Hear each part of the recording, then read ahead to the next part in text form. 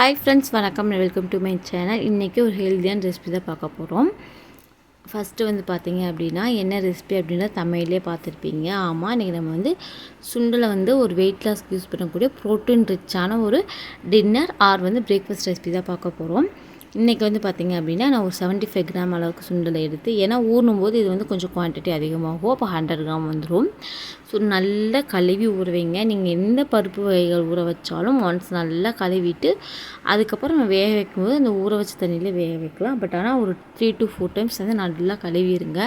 நம்ம ஊற்றும் போது தண்ணி மாதிரி தெரியணும். ஸோ அப்போ தான் அதில் இருக்க அழுக்கெல்லாம் போயிடுச்சு அப்படின்றது நம்ம கிளியராக அண்டர்ஸ்டாண்ட் பண்ணிக்கலாம். இப்போ பார்த்திங்கன்னா இது ஒரு 8 to 9 hours ஊற வச்சிட்டிங்கன்னா நல்லா சாஃப்டாக வெந்துடும். இல்லை நீங்கள் டக்குன்னு செய்யணும் அப்படின்னா சுடுதண்ணில் ஒரு 2 to 3 hours ஊற வச்சுருங்க. இப்போ பார்த்திங்கன்னா மார்னிங் இது நல்லா ஊறிடுச்சு. ஸோ ஊறினதுக்கப்புறம் பார்த்திங்கன்னா இது ஒரு அலாசிட்டு நான் ரொம்ப நேரம் ஊற வச்சிட்டேன். அதனால் லைட்டாக அலாசிட்டு தண்ணி ரொம்ப ஒரு நாள் புளிச்ச மாதிரி ஆயிடுச்சு அப்படின்னா தண்ணி நான் மாற்றினேன். நீங்கள் அளவான டைம் ஒரு 6 to 7 மணி நேரம் ஊற வச்சிங்கன்னா நீங்கள் தண்ணி மாற்ற வேண்டியதில்லை. அந்த தண்ணியில் உப்பு போட்டு வேக வச்சுருக்கேன். இப்போ நம்ம இது தனியாக வேக வச்சு எடுத்தாச்சு. அதுக்கடுத்து பார்த்திங்கன்னா இங்கே ஒரு பேன் வச்சாச்சு. ஸோ பேனில் கொஞ்சமாக ஆயில் ஊற்றிருக்கேன். இதை நீங்கள் பார்த்திங்கன்னா இப்படி உப்பு போட்டு வேக வச்சு மேலே லைட்டாக கொஞ்சம் வெஜிடபிள்ஸ்லாம் போட்டு சாட் மிளகாய் போட்டு எண்ணெயில் ஃப்ரை பண்ணாங்க சாப்பிட்லாம். பட் டயட்டில் இருக்கும்போது சம்டைம்ஸ் போர் அடிக்கும், ஸ்பைஸாக சாப்பிடணும் போல் தோணும். அந்த மாதிரிலாம் இருக்கும்போது ஒரு நல்ல ஒரு ஃபில்லிங்கான சாப்பிட்ணும் அப்படின்னா இந்த மாதிரி ட்ரை பண்ணி பாருங்கள். முக்கியமாக இதை காலை பிரேக்ஃபாஸ்ட்டாக சாப்பிடுங்க. ஏன் அப்படின்னா ஈவினிங் நீங்கள் டின்னராகவும் சாப்பிட்லாம். பட் டின்னராக சாப்பிட்டிங்கன்னா கொஞ்சம் ஏர்லியாக சாப்பிடணும். ஏன்னா கொஞ்சம் செரிக்கிறதுக்கு லேட் ஆகும். ப்ரோட்டீன் அதிகமாக இருக்குது, ப்ரோட்டீன் ரிச் அப்படின்றதுனால இங்கே வெறும்னே வெங்காயம், அதுக்கப்புறம் குட்டி குட்டியாக கட்ட பச்சை மிளகாய் மட்டும் போட்டு நல்லா ஃப்ரை பண்ணிக்கிறேன். சிம்மில் வச்சு ஃப்ரை பண்ணுங்கள். ஏன்னா நம்ம ஆயில் கம்மியாக தான் போட்டிருக்கோம். ஸோ கருவேப்பில் லைட்டாக கொஞ்சமாக, அதுக்கப்புறம் கொத்தமல்லி தழை நல்லா போட்டு ஃப்ரை பண்ணிக்கலாம். எனக்கு கொத்தமல்லி தழை ஃப்ளேவர் ரொம்ப பிடிக்கும். நான் எல்லாத்துலேயுமே மேக்ஸிமம் கொத்தமல்லி தழை பூண்டுலாம் சேர்த்துக்குவேன். இன்றைக்கி இந்த ரெசிபி பூண்டு சேர்த்த மறந்துட்டேன். ஸோ நல்லா ஃப்ரை பண்ணிக்கலாம். இது கூட கொஞ்சமாக உப்பு, அதுக்கப்புறம் பார்த்திங்கன்னா மிளகாய்த்தூள் எந்த பெப்பர் உங்களுக்கு மசாலா ஐட்டம் இருக்குமோ அதை சேர்த்துக்கலாம். ஸோ காரம் மட்டும் கொஞ்சம் கம்மியாக சேர்த்துக்கோங்க.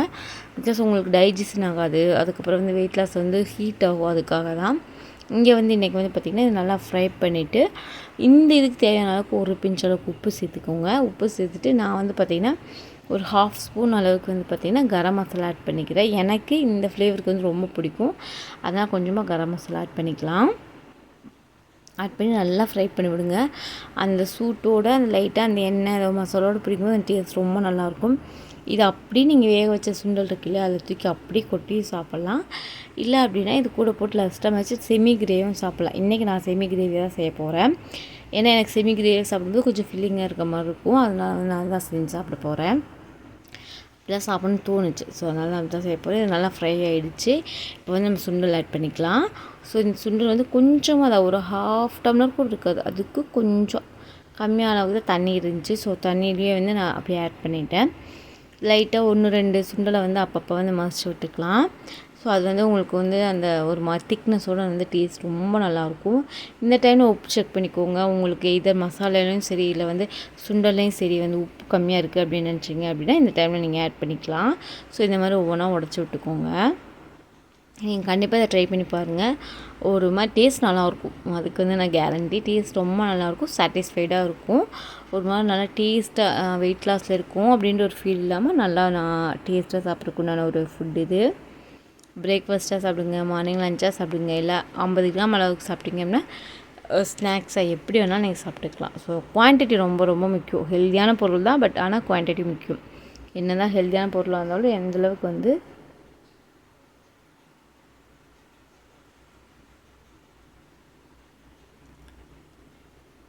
அளவு எடுத்துக்கிறோம் அப்படின்றது முக்கியம்.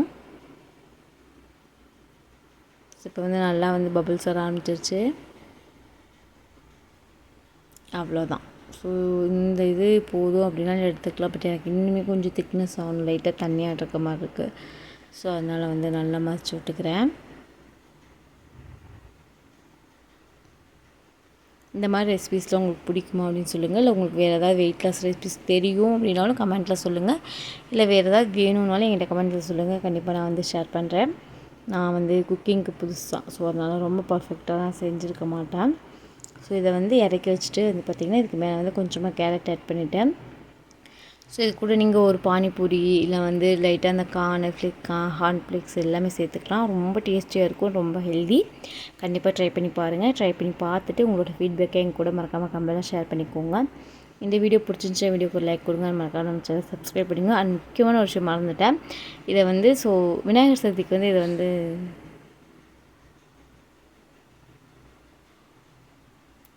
ட்ரை பண்ணி பாருங்கள். ட்ரை பண்ணி பார்த்துட்டு எனக்கு கமெண்ட்டில் சொல்லுங்கள்.